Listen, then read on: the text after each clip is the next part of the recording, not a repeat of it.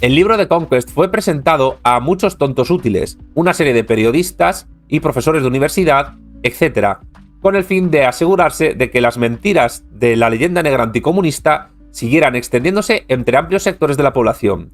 Al día de hoy, Robert Conquest sigue siendo todavía uno de los historiadores más referenciados por el liberalismo y por la derecha anticomunista como fuente importante de información sobre la URSS.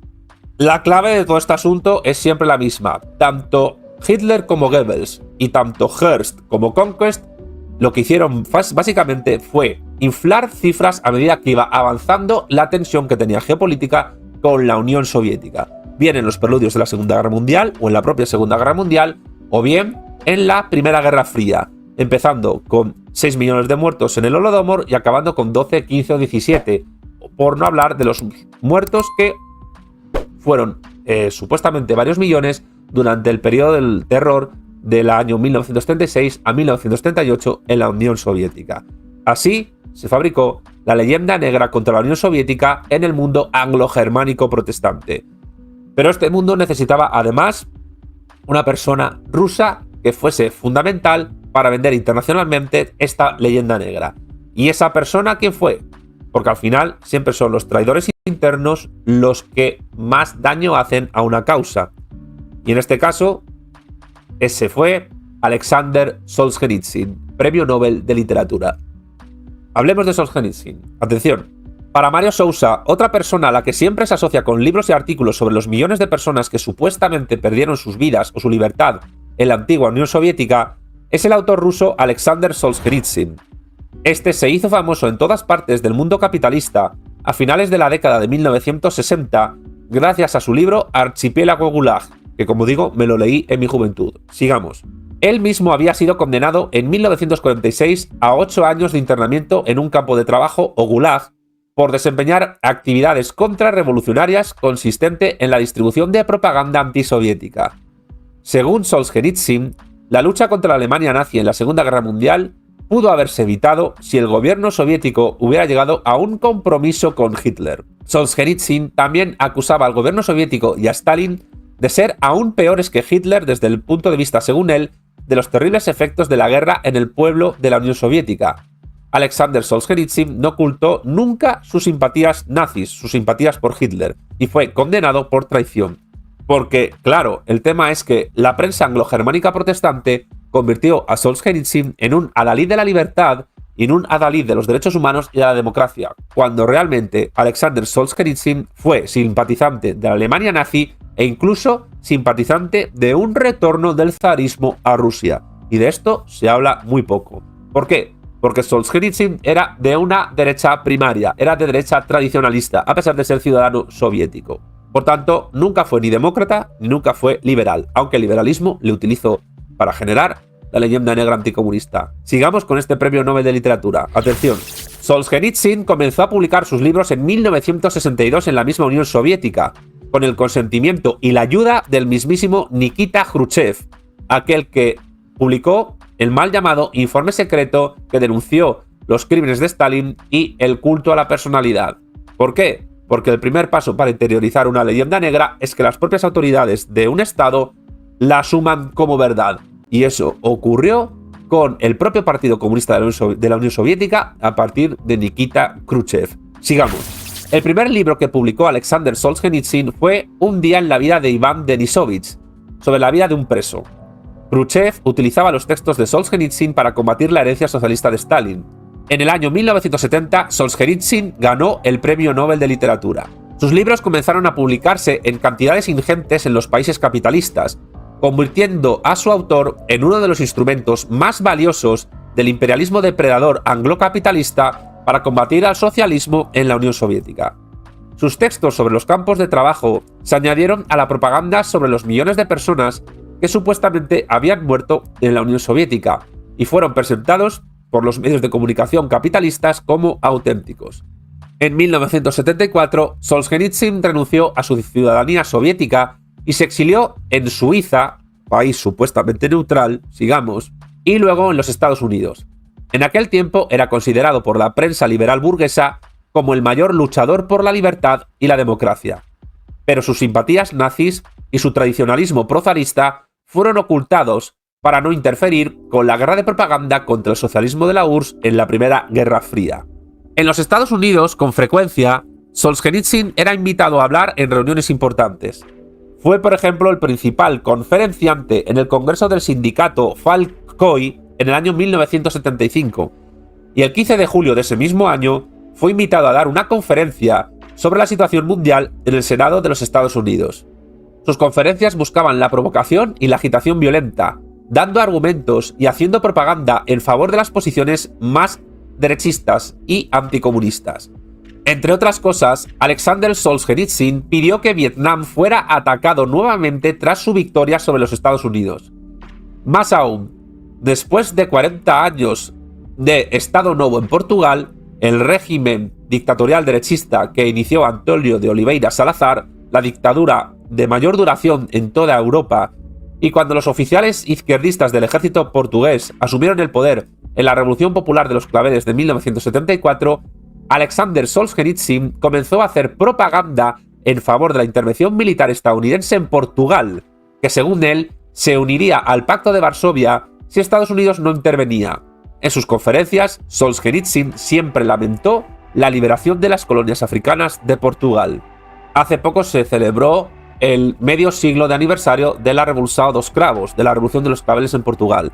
Quizás en algún momento haga un vídeo sobre esta revolución y cómo fue abortada, porque el gran peligro que tenía Estados Unidos en aquel momento es que Portugal se convirtiese en una especie de Cuba en toda Europa occidental.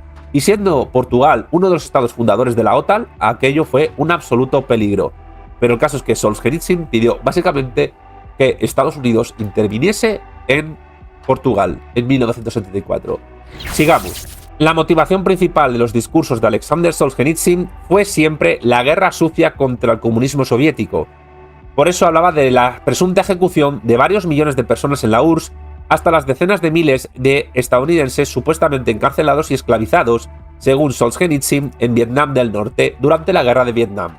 Esta idea de Solzhenitsyn de que los estadounidenses eran utilizados como fuerza de trabajo esclava en Vietnam del Norte dio lugar a las películas de Rambo sobre la guerra del Vietnam, y particularmente la segunda, Rambo 2, llamado en España. Sigamos.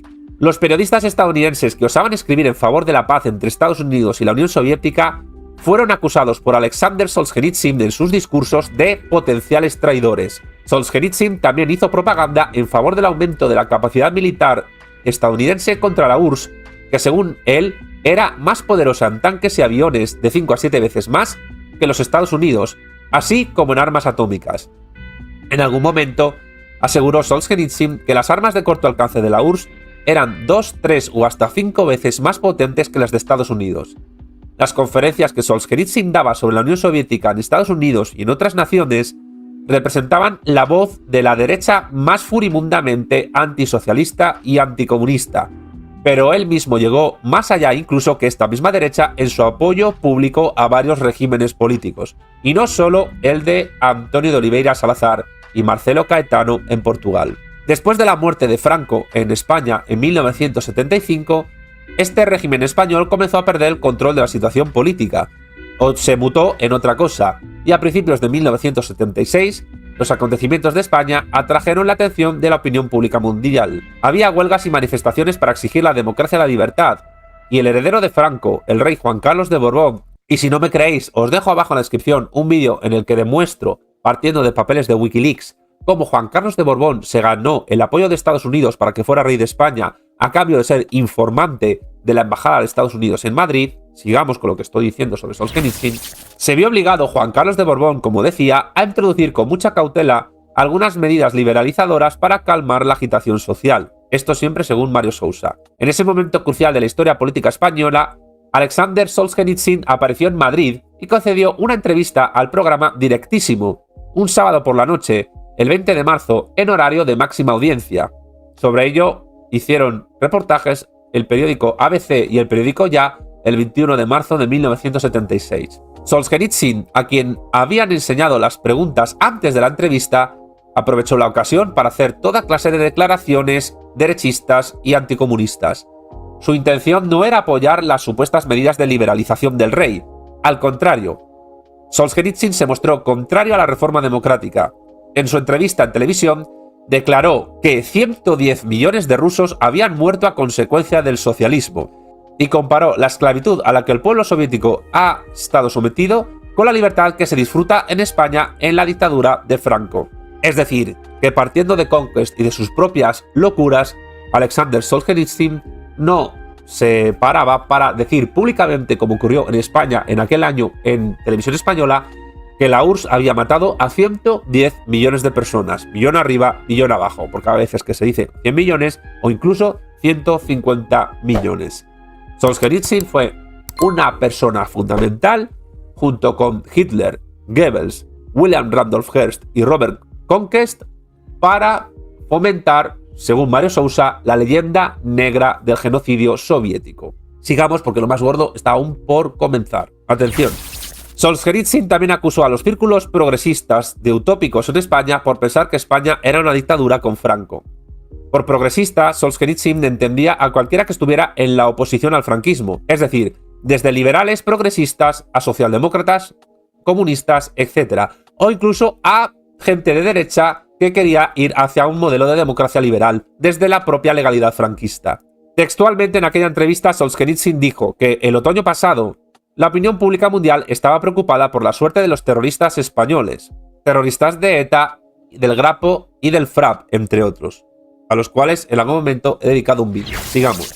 Continuamente la opinión pública progresista seguía a Solzhenitsyn exige la reforma política democrática apoyando los actos de terrorismo. Los que buscan la rápida reforma democrática ¿comprenden qué pasará mañana o al día siguiente? En España puede haber democracia mañana, pero después de mañana, ¿serán capaces de evitar que la democracia se convierta en totalitarismo? Y es que al igual que Hitler, para Solzhenitsyn, la democracia liberal burguesa avanzada es la antesala del comunismo.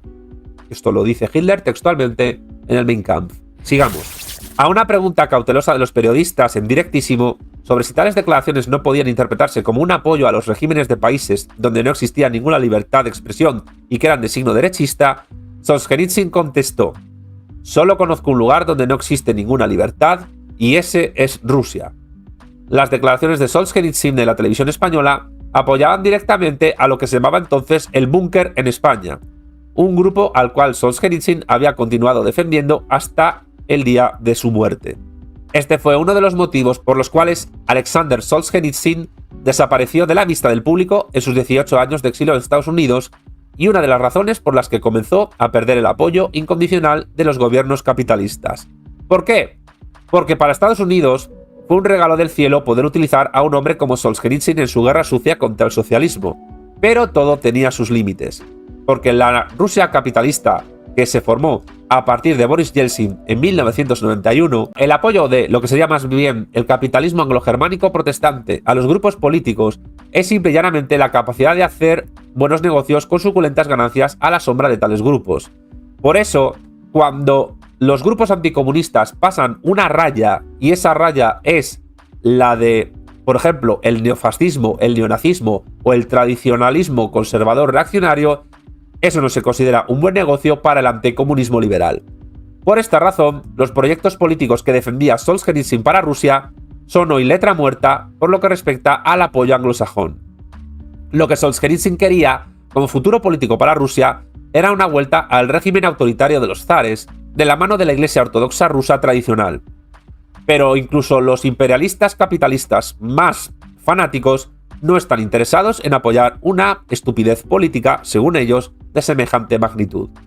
Para encontrar a alguien que apoya a Solzhenitsyn en los países capitalistas, hay que buscar entre gente de grupos ideológicos hoy muy minoritarios. Y ahí es cuando se acabó la utilización de Solzhenitsyn. ¿Por qué? Porque sí, era útil que dijera que la URSS había matado a 110 o 100 millones de personas, pero no era útil para los planes y programas del capital extranjero con respecto a Rusia estadounidense que se volviera a una suerte de zarismo. Sigamos. Así pues, estos son los más dignos proveedores de los mitos anticomunistas acerca de los millones de personas que supuestamente murieron y fueron encarcelados en la Unión Soviética. Adolf Hitler, su ministro de propaganda, Joseph Goebbels, el nazi capitalista William Randolph Hearst, el agente secreto británico Robert Conquest y el reaccionario Alexander Solzhenitsyn. Conquest desempeñó el papel principal, ya que fue su información la que utilizaron los medios de comunicación capitalistas de todo el mundo e incluso fue la base para la creación de escuelas enteras en diversas universidades.